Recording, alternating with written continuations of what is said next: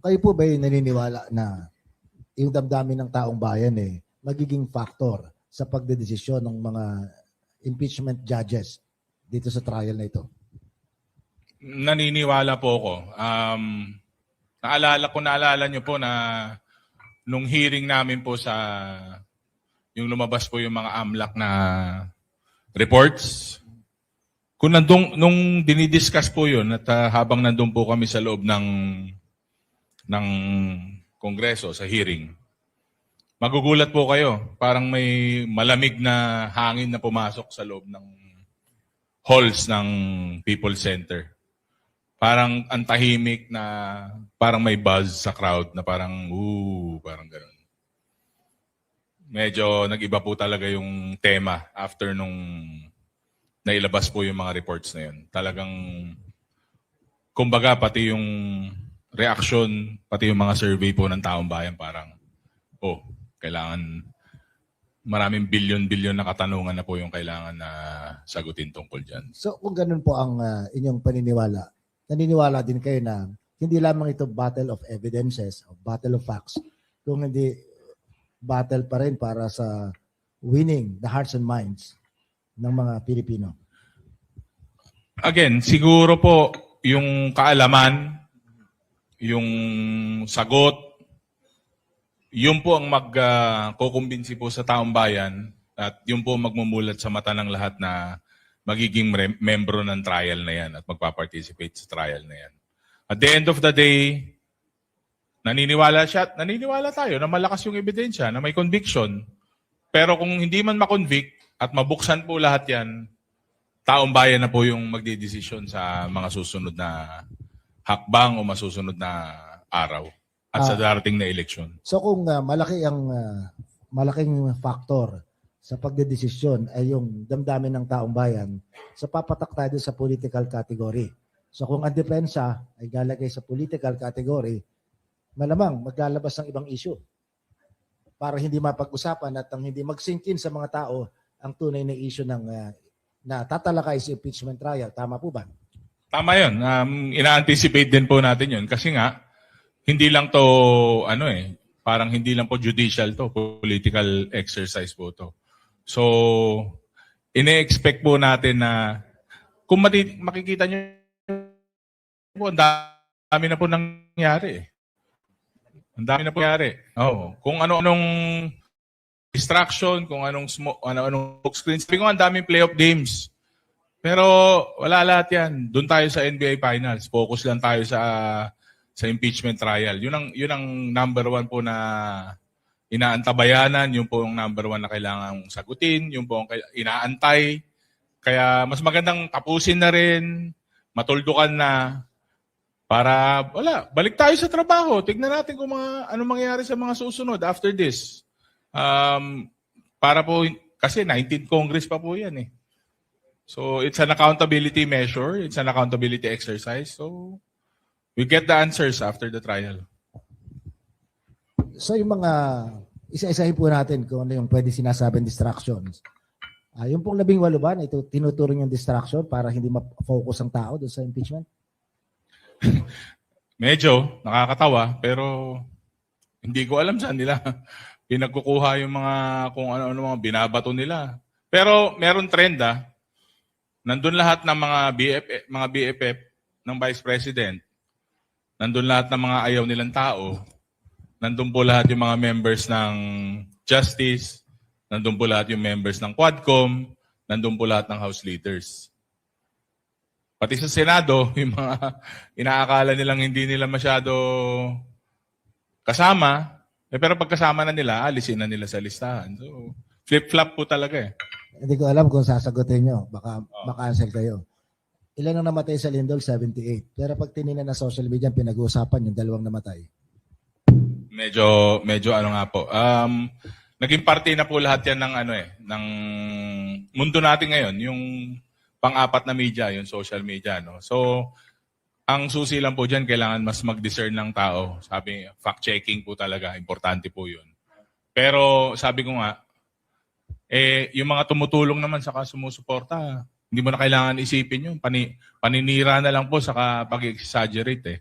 Kung yung sa 10 ginawa mo na maganda, isa lang nakita na kamali, okay yun. Pasadong-pasado rin po. Na, yun nga po, hindi, nakakalungkot lang na ginagamit pati yung mga disasters sa yung mga sakuna para po gamitin lang na political issue. Additional smoke screen, fake news, deceit. Ganun na po yung laro. At palagay niyo po, kaya itong at least kayo sa liderato sa Kamara, kaya niyong tapatan yung ganitong uri ng mga laro sa politika? Well, tinatapatan po namin sila sa trabaho consistency.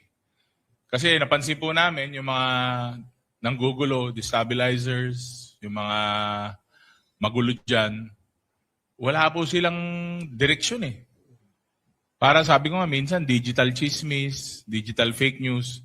Ang panlaban po ng house dito, magtrabaho. Gawin yung trabaho. Tuloy-tuloy lang. Ang panlaban mo naman sa kasinungalingan, katotohanan. So, kailangan tuloy-tuloy lang po yung mga measures na ginagawa ng House. Kita naman po natin sa dami ng naging problema, pinagdadaanan, trabaho lang din po ang ginagawa ng House. Trabaho. Hanggang po to the point sa Committee on Justice na nakita po ng taong bayan, maganda po yung handling. Nakita po nila kung paano po kinoconduct yung hearings to the point na it has gotten the House a very high satisfactory rating. So, na tingin ko ang taong bayan pag nagtatrabaho sa nakikita nila yung resulta okay naman po. Maliban po sa narinig namin at napanood doon sa House hearing, meron bang nadagdag na ebidensya o mga facts? May mga bagay po na hindi ko pwedeng i-discuss. Pero I'm sure during the preparation, naghahanda na rin po kasi matagal na rin po naghahanda ang prosecution. Siyempre, kailangan nila maghanda dahil magaling din po sa malakas ang defense team So, hindi po ako magtataka kung meron man po without giving or kasi hindi na po dapat masyado dinidiscuss yung mga preparations po. Pero sa akin po, sa tingin ko, mayroon po may mga strategy po na involved dyan. So, kabilang po yun sa part ng strategy. Yung pagbubukas ng pre-trial conference, Kong, sabi ng mga miyembro ng prosecution, specifically si Chair Luistro, wala yung pangalan ng pangalawang pangulo na isinumite ng defense bilang posibleng witness. So meron pang 2 articles na pag-uusapan pero in writing sa Monday ata ang submission. Ano ang pananaw ng Kamara dito? Will you be surprised kung yung pangalawang pangulo ay magiging witness ng depensa or hindi? Tingin ko lahat ng scenarios pinaghandaan naman ng prosecutors natin I don't know if that's a willing strategy nung defense. Pero naniniwala ako na handa yung prosecutors kung ano mang kasi malamang maraming unconventional strategies ang gagawin ng defense dyan. Saka nakikita po natin parang may mga siguro sabihin na natin may konting mga paraan para mas humaba o madelay man ito.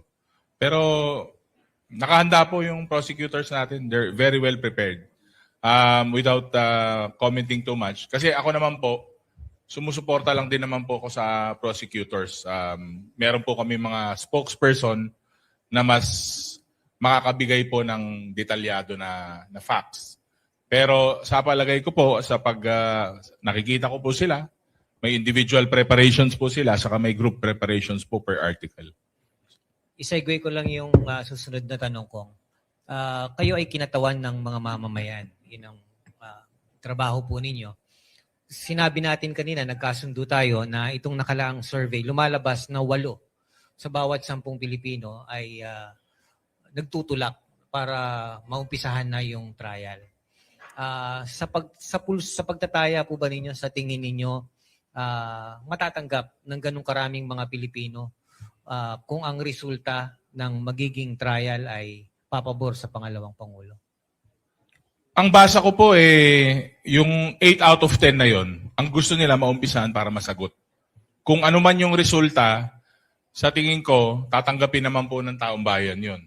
Ang gusto nila maumpisahan at masagot yung tanong. Kasi kahit sino namang tao na marami kang nakabinbin na questions, siyempre ang gusto mo yung pinakamabilis na sagot, yung tamang sagot.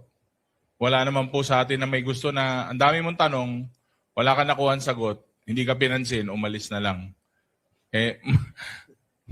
Para kang para kang binasted, di ba? So, ang sa atin naman po, sa 8 out of 10 na yun, ang projection nun, basta masagot saka magkaroon ng trial at matuldukan yung trial.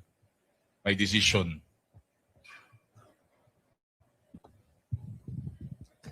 Kayo po ba umaasang dadalo si VP Sara sa impeachment trial? Tinanong yan sa akin nung House hearings. Sabi ko, hindi. Ako hindi pa rin. Ako tingin ko hindi pa rin siya dadalo. Bakit po? Anong basis na dun sa ganong pananaw ko? Kasi hindi siya dumadalo talaga eh. Kahit nung 19 Congress, hindi siya dumadalo. Saka hindi rin siya nag-oath. So sa tingin ko, hindi pa rin siya dadalo. Although opinion ko lang yun. Personal na opinion ko lang po. Dahil binanggit niyo naman ang opinion ninyo. Kung hindi siya dumalo, ano naman ang opinion niyo na pwedeng mangyari? O kasunod?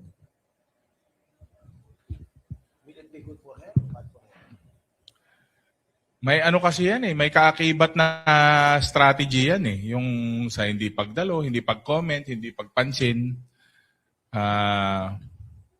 Nasa defense niya na po yun kung paano nila i-handle yung ganong bagay. Pero sabi ko nga, kung ikaw yung tinuturo, ikaw yung hinahanapan ng sagot, maganda na lang manggaling sa coming from the horse's mouth, sabi nga nila. Manggaling yung mga sagot sa tao mismo. Iba rin yung kredibilidad saka integridad nun. Kasi if you're putting yourself in a higher standard, kunwari ako, tatakbo ako na presidente o vice president ng Pilipinas, may obligasyon ka sa taong bayan na sumagot. You're held to a higher standard than regular people, regular politicians. Hinalal ka dyan Sagutin mo yung taong bayan. Consistent yung mga kasamahan po ninyo sa House of, yung mga kasamahan niyo sa Kongreso, specifically yung member ng prosecution panel, na simula nung umpisa, consistent din yung tugon ng kampo ng pangalawang Pangulo. Kumbaga, sa description nga po ng isang kasamahan ninyo, tunog lata, ampaw, walang laman. Hindi direktang sinasagot yung mga aligasyon. Ngayon, kung lang po, hypothetical, sa tingin nyo ba kung magtutuloy-tuloy na ganito, yung resignation ba is a far-fetched idea? Idea, yes. Pwedeng option yun kasi strategic option yun. Pero ako tingin ko, hindi naman, opinion ko, personal kong pananaw, hindi magre-resign. Pero iniiwasan po talaga nila na magkaroon ng trial. Kaya nga po parang nung umpisa gusto nila ma-dismiss sa hearings ng House. Kung pwedeng magawa ng paraan na ma-dismiss sa Senado, although hindi naman po maaari, kailangan po magkaroon ng impeachment trial. Actually, pati nga po dun sa mga 18 bodyguards, gusto nila ma-dismiss yung mga kaso nila hindi naman po pwedeng gano'n na nagbibitaw ka o may ginagawa ka na wala kang accountability. So sa tingin ko po, it's all part of the strategy, it's all part of the narrative. Pero nga po, kaya kailangan na mag-umpisa itong trial para makita na po lahat, may latag po lahat ng sagot, ebidensya, at matapos na po, tuldukan na po, tapusin na natin itong impeachment trial na to.